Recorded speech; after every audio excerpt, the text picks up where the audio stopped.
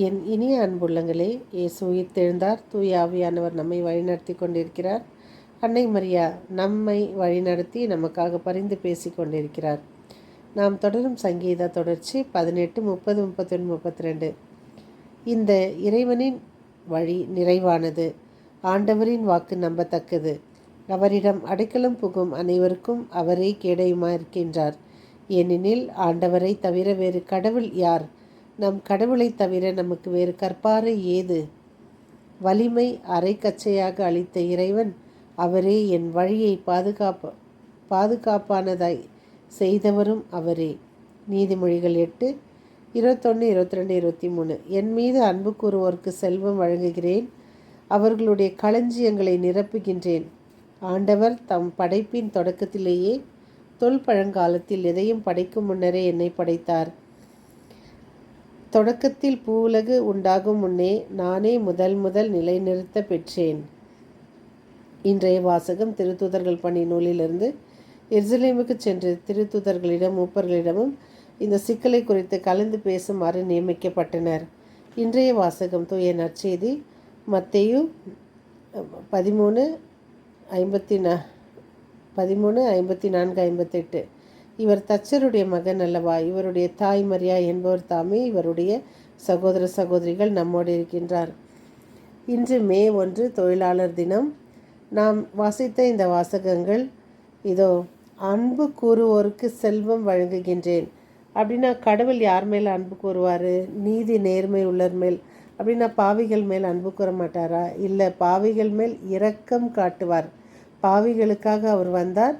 ஆனால் அன்பு கூறுறது யார் அவருக்கு நீதி நேர்மையாக இருக்கிறாங்களோ அவங்களுக்கு தன் செல்வத்தை வழங்குவார்.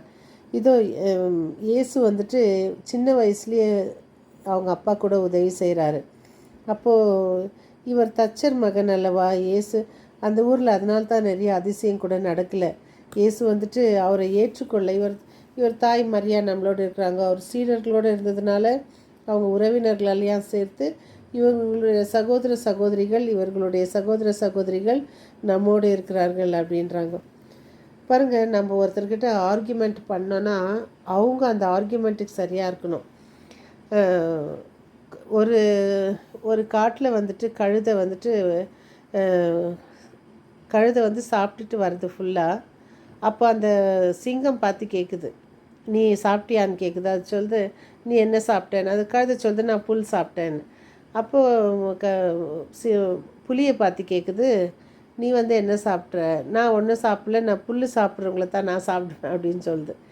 அப்போ இது வந்துட்டு சரி நீ என்ன சாப்பிட்ட? சரி புல்லு தானே, அப்போ என்ன புல் என்ன கலருன்னு கேட்குது. அப்போ அது சொல்லுது, புல் வந்துட்டு ப்ளூ கலருன்னு சொல்லுது. அப்போது புலிக்கு ரொம்ப கோவம் வருது.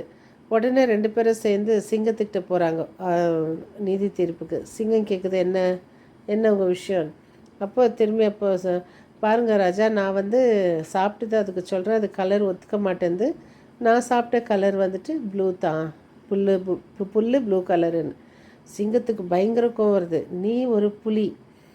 பாருங்கள், நம்ம ஒரு விஷயத்தில் ரொம்ப அறிவு தெளிவாளிகளாக இருந்தால் இவ பெரிய புலி இவோ அப்படின்னு சொல்லுவாங்க. கணக்கில் புலி, வேலையில் புலி, இந்த போட்டியில் புலி அப்படின்னு சொல்லுவாங்க. ஸோ புலினா அந்த வீரத்தோடு வாழறதுக்கு பேர் தான். அப்போ நீ ஒரு புலியாக இருந்து ஒரு சாதாரண கழுதுகிட்ட போய் நீ ஆர்கியூமெண்ட் பண்ணிக்கிறேன்னு சிங்கம் என்ன பண்ணுது? கழுதை நீ சொன்னது தான் கரெக்டு போன சிங்கத்துக்கு சொல்லுது, நீ 6 மாதத்துக்கு பேசக்கூடாது, உன் வாய் அடைக்கப்படும். ஏன் தண்டனை அந்த புலிக்குன்னா தேவையில்லாத போய் கழுதையோட வாதாடிச்சுப்பார். அதனால தான் நம்ம கூட தேவையில்லாதவங்களோட வாதாடக்கூடாது. தேவையில்லாதவங்களோட நம்மளை பற்றி ப்ரூஃப் பண்ணோன்ற அவசியம் இல்லை. அதனால் நம்ம இதிலேருந்து என்ன தெரிஞ்சுக்கிறோன்னா, ஆண்டவரை பற்றி நம்மளுக்கு தெரிஞ்ச அளவு தான் நம்ம இருக்கணும். மற்றவங்க வாதாட்டும். அதை பற்றி எத்தனையோ பேர் இன்றைக்கி அன்னை மரியாள் இல்லைன்னு வாதாடுறாங்க. ஆனால் என்கிட்ட வந்தவங்களை இன்ன வரல நான் ஒரு நாளும் வாதாடலை. அதே போல் நீங்களும் வாதாடாமல் நம்ம புலியாக சிங்கமாக கழுதையா நம்மை நாம் முயற்சி செய்வோம். நம்மை நாம் யார் என்று சிந்தித்து அதன்படி வாழ முயற்சி செய்வோம். மீண்டும் சந்திக்கும் வரை உங்கள் அன்பு தோழி.